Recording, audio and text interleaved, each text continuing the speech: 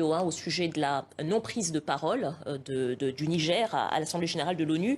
Niamey a nommément accusé le secrétaire général de l'ONU. Il a accusé de perfidie. Qu'est-ce qui s'est passé exactement et qu'est-ce que ça indiquerait du positionnement des Nations Unies?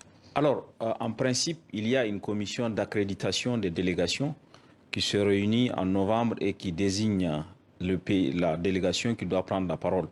Dans le cas du Niger, la commission s'était réunie avant le coup d'État du 26 juillet et avait accrédité le régime qui a été renversé. Mais la tradition et la coutume, c'est de permettre au gouvernement qui est en place de prendre la parole. Donc, au regard des textes des Nations Unies, qui a fait l'objet d'ailleurs d'une déclaration des associations des diplomates nigériens à la retraite, il était convenable, ou il était normal que ce soit la délégation du CNSP qui prenne la parole. Mais les Nations Unies ont estimé que, compte tenu de la situation, puisque le coup d'État n'a pas été reconnu, le coup d'État a été reconnu par certains, ils ont décidé de couper la poire en deux et de ne laisser prendre la parole aucune des deux délégations présentes. Donc c'est une décision qui est assez inédite au fond et en tout cas qui contrevient à la tradition des Nations Unies, si j'entends bien. Absolument, parce que les Nations Unies n'ont pas refusé que le président Doumbia, auteur du coup d'État en Guinée, prenne la parole, n'ont pas refusé que le Burkina prenne la parole, n'ont pas refusé que le Mali prenne la parole, mais les Nations Unies ont refusé que la délégation du CNSP s'exprime.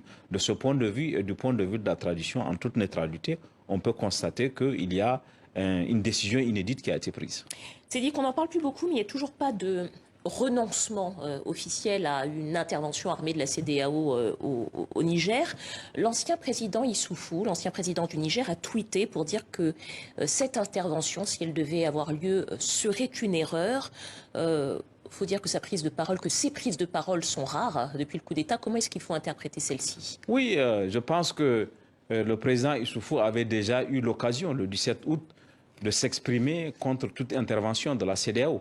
La décision d'intervenir de la CEDEAO n'est pas arrivée après sa première prise de parole. À l'époque de sa première prise de parole, il disait d'ailleurs que l'intervention pouvait être envisagée comme ultime solution à la situation au Niger. Aujourd'hui, il prend position clairement contre cette intervention, appelant même à la sagesse de ses pairs.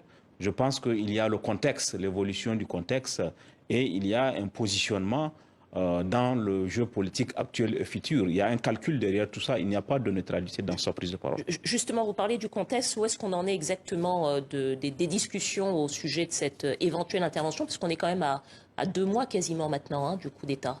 La question est tout à fait légitime parce que plus le temps passe, moins l'intervention devient possible. Mais à en croire la CEDEAO elle-même et à en croire les présidents de certains pays qui pourraient être fournisseurs de contingents, dont le Sénégal, l'intervention est toujours sur la table à condition qu'une solution politique et diplomatique ne soit pas trouvée. Donc il y a encore les canaux de discussion, même si ces derniers temps, il n'y a pas eu de discussion directe entre la CEDEAO et le CNSP. Il y a l'espoir de trouver une solution politique, même si cet espoir est mince. Et à défaut de cet espoir seulement, la CEDEAO pourrait envisager son intervention. Elle garde encore le deux fers au feu, à mon avis. Il y a de plus en plus de dissensions, semble-t-il, au sein même des chefs d'État, au sein de la CEDEAO. On se souvient de l'intervention notamment du ministre togolais des Affaires étrangères à la tribune de l'ONU, qui répétait que le Togo était contre toute guerre, quelles que soient les circonstances. C'est la lecture qu'on a. Il y a un camp qui est farouchement engagé pour cette intervention. Le Nigeria, au début, malgré les contingences nationales, plus le Sénégal, la Côte d'Ivoire et le Bénin, et d'autres pays qui sont en posture en retrait, dont le Togo, qui a clairement dit qu'une intervention est contre-productive. Je crois qu'il y a un sentiment général du caractère très aléatoire et incertain de l'intervention elle-même et les conséquences qu'elle pourrait avoir, le chaos qu'elle pourrait créer pour la sous-région. C'est dit qu'on va parler également de la France, puisque le président français Emmanuel Macron a annoncé ce soir le retour prochain à Paris de son ambassadeur et des militaires français à Niamey. Je vous propose de l'écouter. La France a décidé de ramener son ambassadeur. Et donc, dans les prochaines heures, notre ambassadeur, avec plusieurs diplomates, rentreront en France. Et nous mettons fin à notre coopération militaire avec les autorités de fait du Niger, car elles ne veulent plus lutter contre le terrorisme. C'est donc la fin de la présence française militaire au Niger. Elle sera organisée dans le temps, dans les semaines à venir, mais c'est la fin de cette coopération. Les putschistes sont les amis du désordre. Regardez aujourd'hui, le Mali, chaque jour, a des dizaines de morts. Au moment où je vous parle, il y a plus de morts liés au terrorisme islamiste au Niger depuis le début de ce coup d'État qu'il n'y en a eu dans les 18 mois précédents.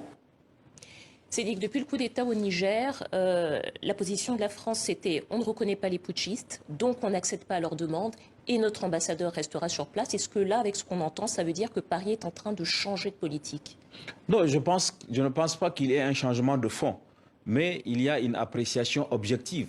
De toute façon, la position de l'ambassadeur n'était pas tenable.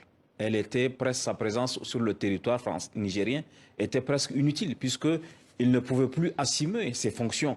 Il était lui-même reclus dans son ambassade. D'ailleurs, s'il est à l'ambassade, il ne peut pas retourner à la résidence. Et s'il est à la résidence, il ne peut pas aller à l'ambassade.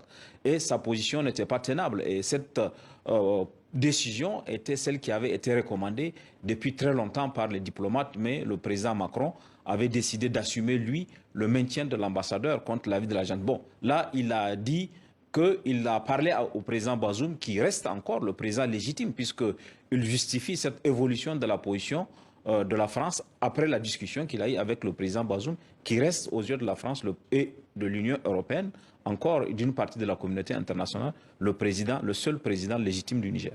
Alors, vous dites que cette position n'était pas tenable et je vous pose la question au regard notamment de la politique de certains alliés de Paris, je pense aux États-Unis par exemple, qui ont une toute autre politique. Est-ce qu'au fond c'est une réelle politique de la part d'Emmanuel Macron que de dire bon, on va rappeler notre ambassadeur et peut-être on va faire les choses un peu différemment? Oui, le représentant pour les affaires européennes, pour les affaires étrangères de l'Union européenne, M. Borrell, a dit que l'Union européenne, l'ensemble de l'Union européenne, soutenait la position de la France, y compris le maintien de l'ambassade. Mais concrètement, sur le terrain, il était isolé et il ne pouvait plus assumer les devoirs de sa charge. D'ailleurs, l'ambassadeur de l'Union européenne n'a pu accéder, il n'a pas été autorisé à le voir. Donc, il y a, à mon avis, une décision qui a été dictée par le pragmatisme, par le bon sens.